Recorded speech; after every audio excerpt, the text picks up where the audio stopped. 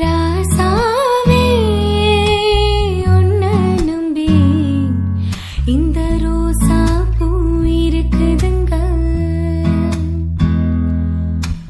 ஒரு வார்த்தை சொல்லிட்டீங்க, அது உசுர வந்து உருக்குதுங்க. வந்து சொல்லாத உறவ இவன் நெஞ்சோடு வளர்த்தான், அது தப்பா